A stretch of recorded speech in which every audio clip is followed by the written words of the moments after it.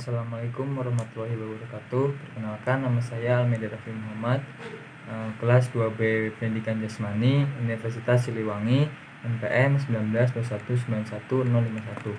Di sini saya akan mempresentasikan makalah saya yang berjudul Hakikat Belajar Motorik.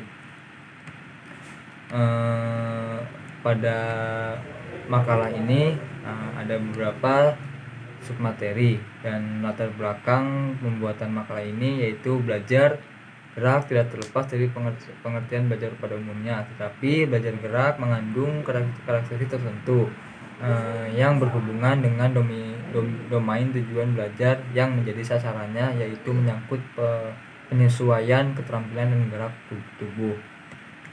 Upaya keterampilan gerak diperlukan proses pembelajaran, yaitu proses belajar gerak.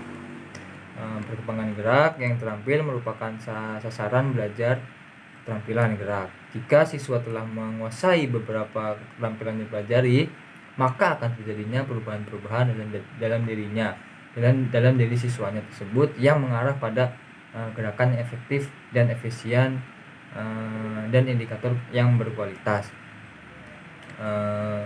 Untuk pembahasan yang pertama yaitu tentang pengertian belajar gerak.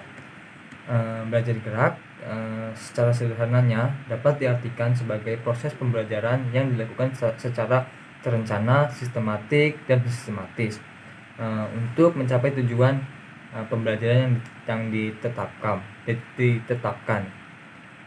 Dalam proses pembelajaran, materi pembelajaran adalah berbagai bentuk keterampilan gerak, baik yang dikemas dalam bentuk permainan dan latihan ketangkasan. Menurut Schmidt pada tahun 1982, beliau mengemukakan bahwa belajar gerak adalah seperangkat proses yang bertalian dengan latihan atau pengalaman yang mengantarkan mereka ke arah perubahan yang baik dan dalam meraih perilaku yang terampil dan lain sebagainya. Meskipun tekanan belajar motorik itu penguasaan keterampilan, tidaklah berarti ada beberapa aspek, yaitu aspek domain kognitif yang diabaikannya. Ditambahkan yaitu menurut Maynel pada tahun 1976, beliau mengemukakan bahwa belajar gerak itu teknik dari penguasaan, penghalusan, dan penstabilan gerak atau keterampilan teknik olahraga. Ada beberapa analisis karakteristik belajar gerak yang dikemukakan oleh Schmidt pada tahun 1982. Yang pertama yaitu belajar sebagai proses. Belajar gerak dan belajar gerak tidak teramati, dan belajar gerak menghasilkan kapasitas untuk beraksi kebiasaan. Pada belajar proses sebagai proses itu dalam psikologi kognitif dijelaskan sebuah proses adalah seperangkat kejadian atau peristiwa yang berlangsung bersamaan yang menghasilkan beberapa perilaku tertentu. Pada belajar gerak adalah hasil langsung dari latihan perilaku motorik berupa keterampilan yang dipahami sebagai hasil dari latihan dan dari pengalamannya. Yang ketiga itu belajar gerak tidak teramati secara langsung. Oleh karena itu, proses yang terjadi di balik perubahan keterampilan itu mungkin sekali amat kompleks dalam sistem persyaratan. Dan yang terakhir itu belajar gerak menghasilkan kapasitas untuk bereaksi atau kebiasaannya. Yang submateri selanjutnya yaitu tentang bentuk atau konsep gerak. Konsep gerak adalah tahapan atau pemahaman gerak untuk mengembangkan dan mematangkan suatu keterampilan gerak anak yang melibatkan gerak dasar anak. Menurut Mahendra pada tahun 2017, konsep gerak yang meliputi konsep tubuh, konsep ruangan, konsep usaha, dan konsep keterhubungan. Pada konsep tubuh, menurut Mahendra, tubuh itu pada dasarnya dibagi menjadi dua bagian, itu bagian tubuh dan aksi tubuh. Konsep tubuh di sini biasanya itu berkaitan dengan ucapan atau menjawab pertanyaan seperti apa yang gerak, terus tubuh atau bagian tubuh manakah yang bergerak.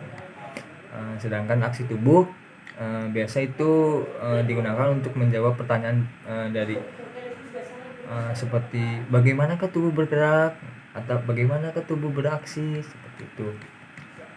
Untuk yang kedua yaitu konsep ruangan.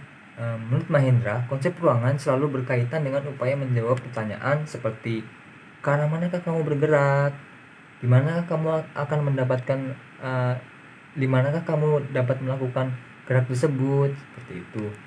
Jadi ada beberapa konsep yang anak harus diketahui mengenai konsep ruangan ini. Yang selanjutnya yaitu konsep usaha. Untuk pada konsep usaha selalu berkaitan dengan upaya menjawab pertanyaan seperti ini. Bagaimana gerakan dilakukan? Seperti itu.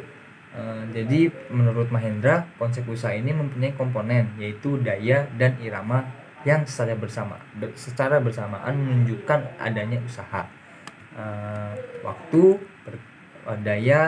Waktu itu berkaitan dengan cepat dan lambatnya gerakan yang dilakukan. Untuk daya berkaitan dengan lemah atau kuatnya tenaga yang dikeluarkan. Sedangkan irama, jika waktu dan daya bergabung akan menghasilkan ketukan atau irama gerakan yang pas. Yang terakhir yaitu konsep keterhubungan. Konsep keterhubungan di sini biasanya upaya untuk menjawab pertanyaan seperti bagaimana gerakan dilakukan dalam kaitannya, seperti itu. Untuk konsep submateri yang selanjutnya yaitu ranah gerak. Pada ranah gerak, belajar gerak dan belajar melalui gerak pada anak dengan maksud agar memiliki keterampilan. Aktivitas bermain merupakan bentuk alternatif yang sangat utama atau yang sangat baik sebagai pendekatan model pembelajarannya. Jadi untuk langkah-langkah yang ditempuh guru, khususnya di guru pendidikan jasmani, harus mengacu pada keberhasilan proses belajar mengajar, kemampuan guru, dan menganalisa segala sesuatu yang mendasari pendidikan tersebut. Khususnya pada pendidikan jasmani itu seperti pengamatan dari sisi organik, motorik, emosional, dan intelektual menjadikan dasar kesiapan guru dalam memahami konsep pendidikan jasmani. Menurut Surya Brata pada tahun 1991 terdapat beberapa faktor ranah gerak yang berpengaruh terhadap proses dan hasil belajar. Faktor tersebut yang pertama yaitu bahan yang dipelajari, faktor lingkungan. Faktor lingkungan itu yang seperti berupa lingkungan alami atau lingkungan sosial. Dan yang ketiga itu faktor instrumental. Faktor instrumental ini itu baik seperangkat alat keras maupun seperangkat alat lunak. Dan yang terakhir itu kondisi individu siswa, yang seperti itu meliputi motivasi, minat, kecerdasan, bakat maupun kemampuan kognitifnya. Di dalam belajar gerak bukan berarti domain kognitif dan domain efektif tidak terlibat di dalamnya.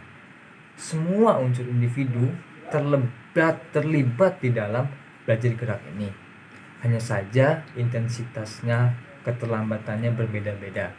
Dan intensitasi keterlibatannya domain kognitif dan domain efektif relatif lebih kecil dibandingkan dengan keterlibatan domain psikomotor. Keterlibatan domain psikomotor tercermin dalam respon-respon muskular yang diekspresikan dalam gerak tubuh secara keseluruhan dan bagian-bagian tubuh tersebut. Perkembangan gerak tubuh saat terampil yaitu merupakan suatu sasaran pembelajaran keterampilan gerak. Jika siswa telah menguasai keterampilan yang dipelajarinya, maka akan terjadi perubahan-perubahan dalam diri siswa tersebut yang mengarah pada sifat efektif dan efisien. Mungkin cukup sekian yang dapat saya presentasikan, dan saya menyimpulkan bahwa meskipun tekanan belajar motorik atau belajar gerak adalah penguasaan keterampilan, bukan berarti aspek lainnya seperti domain kognitif dan afektif itu diabaikan atau ditelantarkan. Tetapi belajar motorik dalam olahraga mencerminkan suatu kegiatan yang disadari diri dari mana aktivitas belajar diarahkan untuk mencapai suatu tujuan yang telah ditetapkan. Sekian yang dapat saya sampaikan, kurang lebihnya mohon maaf. Wabillahi taufik wal hidayah. Wassalamualaikum warahmatullahi wabarakatuh.